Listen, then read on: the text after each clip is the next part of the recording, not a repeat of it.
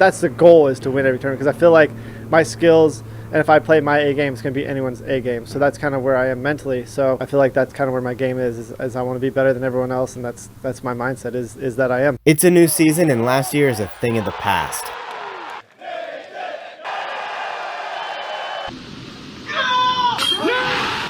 The 2022 Pro Tour Elite Series kicked off back on February 28th, and Drew Gibson pulled off a great win against the young Gannon Buhr.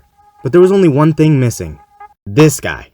Paul didn't play in the first event of the tour this year, I guess because he didn't want to prepare for 3 courses, or he's only focused on B-tier tournaments this year, or I guess because the Las Vegas Challenge was just whatever to him. Either way, I don't know why Paul didn't play, but his season officially started at the Memorial Championship on March 3rd, and Paul kicked off his season hot. He shot 40 under par to win the event by 3 strokes, and the guy who won the tournament that Paul didn't go to, he beat him by 9 strokes. Now this was McBeth's first tournament of the year, but he looked completely locked in and he was hitting almost everything. Good way to start off the season officially for McBeth. On the pole the whole way. Here's McBeth trying to pick up the birdie on his nemesis hole. Wow, in the heart. Paul McBeth from 45 feet. And the tree certainly does come into play. McBeth going to a knee, and this is outside the circle. This is close to 38, maybe 40 feet.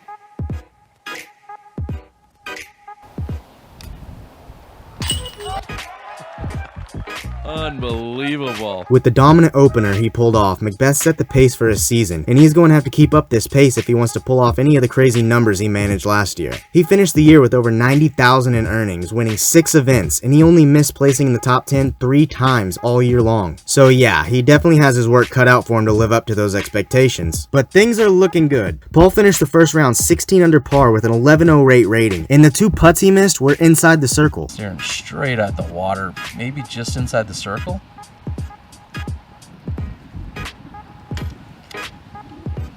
And short on the opening round at the 2022 Memorial.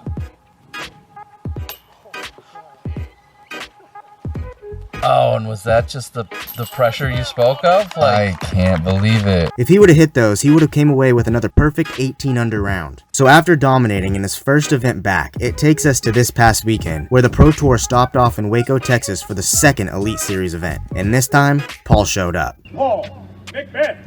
Now playing in his second big tournament of the year, everyone wanted to see if he could keep this hot streak going, and he did not disappoint. With Andrew's putt.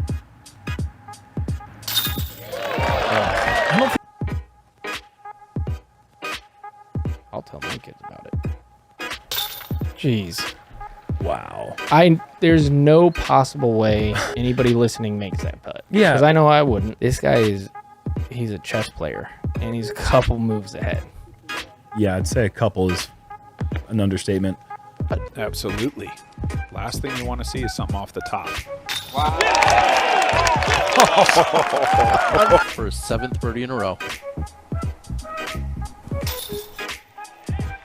Paul came out and easily took the W, beating everyone by 3 strokes. Now with the first 3 tournaments done for the year, Paul has come away with 2 first place finishes in the 3rd event he didn't even play in. This guy is easily the most consistent, well-rounded player in the game, and it continues to show. And it's not like he is throwing perfect drives every time, setting himself up for easy putts. There were plenty of times Paul had to make great throws to get himself out of trouble. Shot you'll ever see on it with the backhand. Just go back to yesterday's coverage and watch Kevin Jones.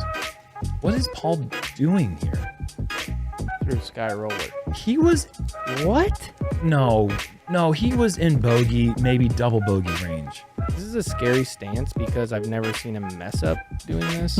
Seriously, he's the best at this stance I've ever seen anybody, and it's not even close. Like back in the day, Will Schuster would do standstills better than anybody. Mm-hmm. So can he keep this level of play up? Could he win 3 events in a row? The next event McBeth is set to play in is the Open at Belton in Texas on March 18th. And last year, Paul came in 2nd, so I know he wants to take this one home. If he could come out and win 3 out of 3 tournaments in a row, I honestly don't know what the other players are going to have to start doing. We might as well just start setting all these events up for people to compete for 2nd, because the way he is playing is unmatched. There is no one performing close to as good as McBeth has been playing. He is truly showing that there's levels to this game, and he's at the top. But hey, there's still 22 events left, and anything can happen. Ricky Wysocki is a top 3 player in the world, and he didn't even make the top 10 at Waco. Ricky from just inside now.